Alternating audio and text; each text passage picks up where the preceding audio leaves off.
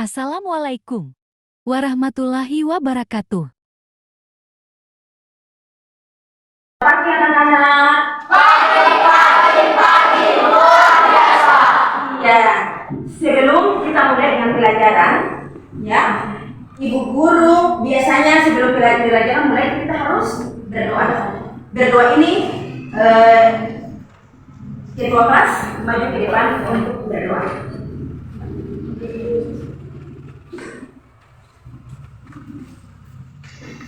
Jika berdoa,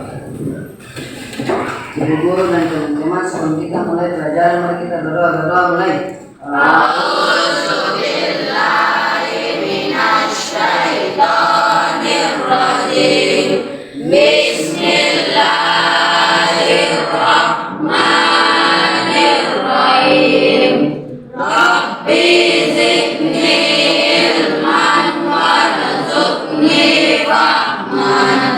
Rabbana atina fid dunya hasanah wa fil akhirati hasanah wa qina adzabannar. Walhamdulillahi rabbil alamin. Amin. Ya, selesai kedua kelas silakan kembali ke rumah. Nah, anak-anak, sebelum kita mulai, guru mau mengecek anak-anak itu siapa yang ada hari ini? Semua hadir, alhamdulillah. Ya, semoga kita semua diberi kesempatan oleh Allah Subhanahu wa taala. Amin. Sempurna. Ya. Nah, anak-anak, sekarang Ibu mengecek kehadiran anak-anak dulu, ya. Lihat. Yaya, Hadir, Bu. Rizky, Hadir, Bu. kemudian Jumi, Hadir, Bu. Fahri, Hadir, Bu. Rahman. Hadir, Bu. Oke, mantap, semuanya hadir. Ya, sekarang Ibu guru mau tanya dulu. Siapa yang masih ingat pelajaran minggu kemarin? Iya. Oke. Anak-anak masih ingat pelajaran minggu kemarin? Siapa yang ingat? Siapa yang ingat? Siapa yang ingat? Iya. Kemarin minggu kemarin kita belajar tentang apa? Tentang teks berita. Tentang teks berita. Iya. Siapa yang tahu teks berita itu apa? Atau apa itu berita? Kalau Berita adalah informasi. iya. Kemudian siapa lagi? Teks berita adalah apa? Kejadian yang telah terjadi. Teks berita. Teks berita adalah teks yang melaporkan kejadian peristiwa atau informasi mengenai sesuatu yang telah terjadi. Oke, tepuk tangan dulu untuk ini. Biasanya informasi itu didapatkan di mana saja? Siapa yang tahu? Iya. Di televisi, di Ya. radio, dan di media cetak. Oke, mantap. Tepuk tangan. Siapa yang tahu berita itu bertujuan untuk apa? Bertujuan untuk Menyampaikan informasi kepada yang pendengar. Iya, semangat anak-anak. Iya, iya. Apa yang nanti disampaikan ke anak-anak, bisa anak-anak tahu manfaat dari pelajaran yang nanti kita pelajari. Toh? Ya, Bu. Sekarang ini Ibu guru mau untuk membangkitkan semangat anak-anak untuk belajar. Mari kita sama-sama menyanyikan lagu di rumah senam, di sekolah senam. Di sini Ibu guru minta anak-anak berdiri di samping meja tulis. Ya, sambil kita pakai gerakan tepuk tangan ya. Ya, atau siapa yang bisa ke depan, pilih di depan. Siapa? Siapa? Ya, kita sama-sama di rumah senam, di sekolah senam, ya. Oke, pakai tepuk tangan. 1, 2, 3. Di rumah senam, di sekolah senam, di mana-mana hatiku senam. Di rumah senam, di sekolah senam, di mana-mana hatiku senam. Kaki disentak-sentak, tangan dilambai-lambai, pinggul digoyang-goyang, putar badan. berdasarkan struktur teks berita dengan baik dan benar. Kemudian menemukan unsur kebahasaan teks berita. Yang berikut menjawab pertanyaan tentang isi struktur berdasarkan teks berita dengan tepat. Kemudian yang berikut menjawab pertanyaan tentang unsur kebahasaan teks berita dengan tepat. Tulisan yang dapat dibaca di media cetak. Berita bertujuan untuk menyampaikan informasi kepada pembaca atau pendengar. Jadi guru mau bilang ke anak-anak, ketika anak-anak mendengar suatu peristiwa atau kejadian yang terjadi, anak-anak harus menyampaikan dengan bahasa yang benar-benar, ya, bukan bahasa yang sepenggal-sepenggal. Contoh, anak-anak melihat kecelakaan, ketabrakan, anak-anak langsung ke tempat kejadian. Kronologis kejadiannya seperti ini. Ketika nanti orang ada tanya, saya harus sampaikan dengan apa yang benar-benar saya lihat, ya. Yang berikut bagian B, struktur teks berita. Ada beberapa struktur yang membangun teks berita. Struktur tersebut merupakan struktur yang membangun teks sehingga menjadi satu kesatuan teks yang utuh. Struktur teks berita terdiri atas orientasi, peristiwa, dan sumber berita. Jadi peristiwa yang dalam struktur yang ada di dalam teks berita itu ada 3, ya. Yang pertama itu ada kepala berita, ada tubuh berita, dan ada ekor berita. Sedangkan kebahasaan teks berita itu ada 3, yaitu orientasi adalah bagian pembuka yang berisikan kalimat pembuka teks berita, ya. Yang tadi yang di awal yang orientasi itu namanya kepala berita, ya. Yang berikut peristiwa adalah bagian yang merupakan paragraf dari sebuah teks berita. Yang berikut sumber berita adalah bagian teks berita yang biasanya berada pada akhir berita yang berisikan sumber berita. Kadang-kadang ekor berita itu tidak terlalu penting, ya. Yang kepala berita dengan teras berita dengan tubuh berita itu yang penting. Kalau ekor berita itu tidak terlalu penting, ya. Kemudian yang berikut, ya, kaidah kebahasaan teks berita, ya. Kaidah kebahasaan dari sebuah berita juga dapat kita analisis kaidah kebahasaannya. Kaidah kebahasaan yang ada pada teks berita yaitu fokus pada peristiwa yang terjadi, bukan pada pelakunya. Jadi kalau anak-anak mau lihat satu kejadian, satu peristiwa, anak-anak lihat pada peristiwanya, bukan pada pelakunya, ya. Kemudian yang berikut menggunakan kalimat langsung dan tidak langsung.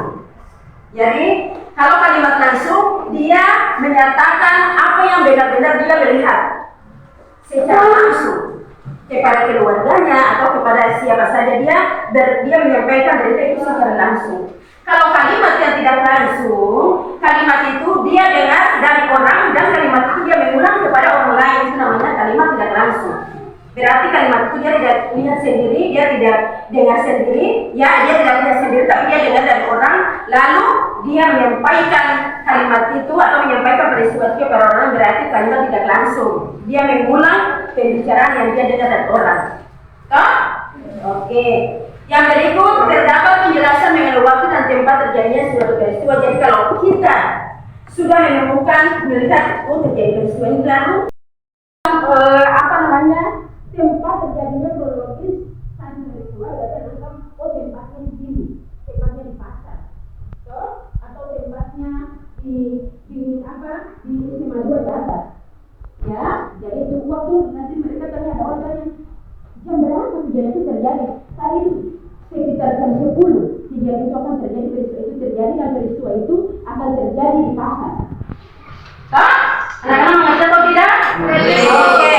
Yang berikut biasanya menggunakan verba pelaku, yaitu kata kerja yang menunjukkan perilaku. Jadi yang verba pelaku ini bukan saja dengan pelaku yang apa? Yang dia dengan fisik. Ya, jadi bukan berarti dia menanya orang lalu dia mau pukul orang, dia mau sakit orang, bukan. Ya, dengan namanya perilaku dengan kata yang menunjukkan perilaku. Ya, yang berikut, iya, unsur-unsur kebahasan teks berita. Unsur-unsur kebahasan teks berita ini atau disebut dengan adik simba. Anak-anak pernah dengar adik simba? Ya. Nah, anak-anak bentar, anak-anak saya belum mengerti. Adik simba itu adalah unsur ya, yaitu 5W plus 1H, atau yang kita orang Indonesia bilang 5W tambah 1H, orang Indonesia bilang 5W plus 1H. Ya, 5W plus 1H atau adik simba ini, yang pertama ada what, apa, ya, yang kata apa menunjukkan, apa ini menunjukkan yang digunakan menyatakan peristiwa yang sedang apa yang terjadi, peristiwa yang sedang terjadi, ya, atau peristiwa apa yang terjadi. Ada kata adik simba berarti ada a. Kemudian di mana, ya, di manakah peristiwa itu terjadi? Ya, berarti di situ sudah anak-anak sudah tahu di mana, ya. Kemudian kapan peristiwa itu terjadi? Anak-anak sudah bisa tahu. Oh iya, kapan itu terjadinya kapan. Kemudian yang berikut siapa atau who, ya, who siapa? Berarti siapa yang terlibat dalam peristiwa itu? Siapa atau tokoh? Ya. Bisa? Iya. Sekarang ibu guru, anak-anak kita terdiri dari 3 kelompok, jadi anak-anak kasih meja seperti ini sih.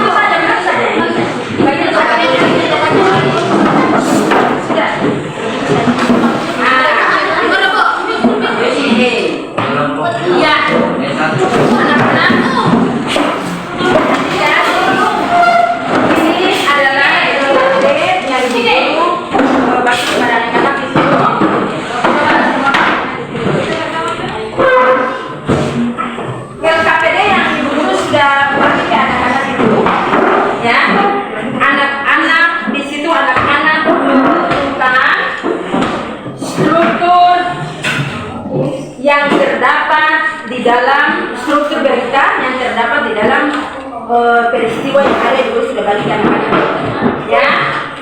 Yang berikut unsur-unsur yang terdapat di dalam teks berita itu anak-anak sudah tahu unsur-unsur apa saja yang ada terdapat di teks berita tersebut, ya. Kemudian anak-anak harus tahu kaidah kebahasan yang ada di dalam LKPD dalam cerita itu, ya, tentang teks berita itu ada akan menggunakan kata-kata apa saja. Nah, jadi nanti sebentar selesai anak-anak buat 2 kelompok, ibu guru minta presentasi di depan. Oke, sekarang anak-anak bekerja.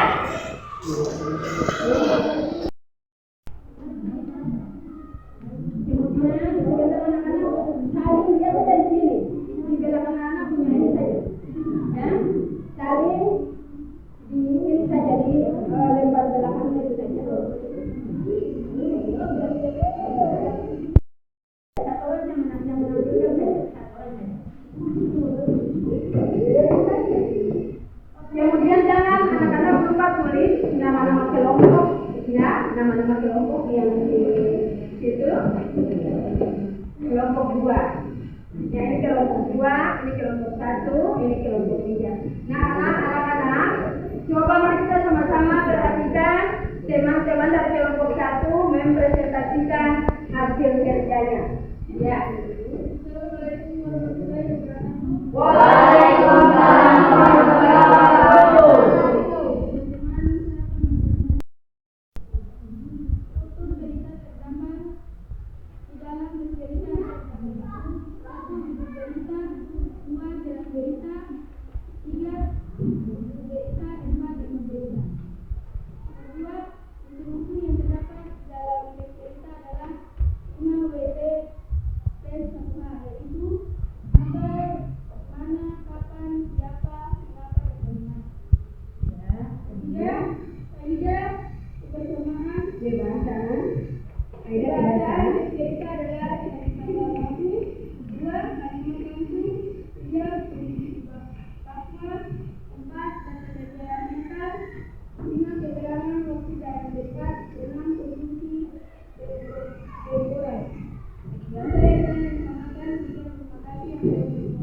Ya, tepuk tangan.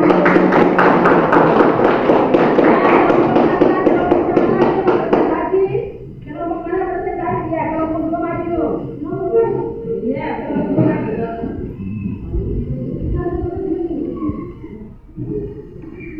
Assalamualaikum warahmatullahi wabarakatuh. Waalaikumsalam warahmatullahi wabarakatuh. Kami dari kelompok 2 akan Rukun berita terdapat 1. Rukun yang terdapat di dalam berita ada 4, yaitu 1. Judul, 2. Syarat berita, 3. Tubuh berita, 4. Ekor berita, 2. Unsur-unsur yang terdapat dalam teks berita adalah 5 watt tes 1H, 5W tes 1H, yaitu apa, di mana, kapan, siapa, mengapa, dan bagaimana. 3. Kaidah kebahasaan teks berita adalah 1. Kata baku, 2. Kalimat langsung, 3. Konjungsi bawah, misalnya kata kerja perintah, 5. Keterangan waktu dan tempat, 6. Konjungsi temporal.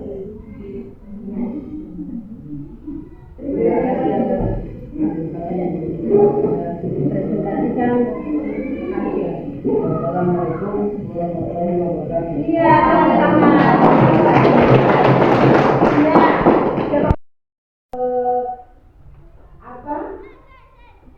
apa namanya? Dulu mau kasih ini anak-anak. Siapa yang tahu apa itu? Apa kepanjangan dari adik Simba? Saya tahu. Iya, Rizky.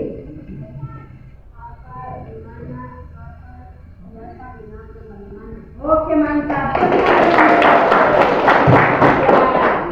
Kemudian satu pertanyaan lagi.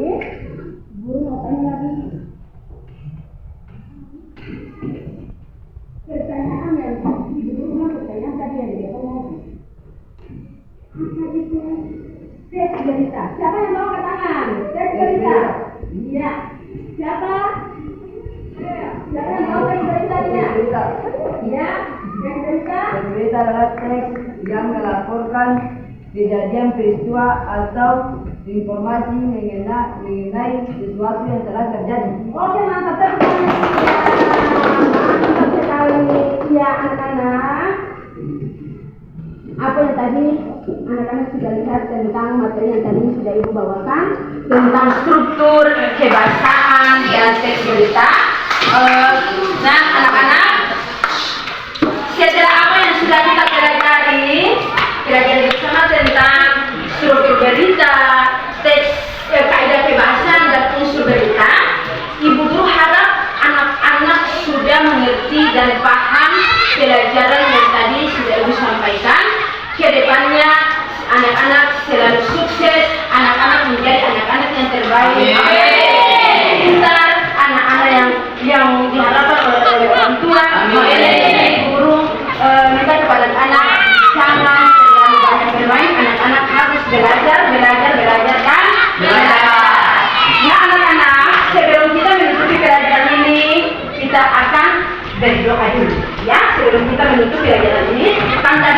awalnya pada doa dan ketika penutup harus kita berdoa, ya.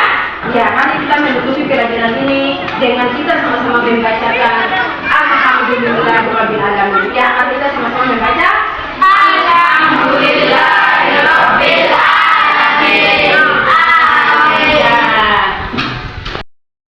Wassalamualaikum warahmatullahi wabarakatuh. Terima kasih.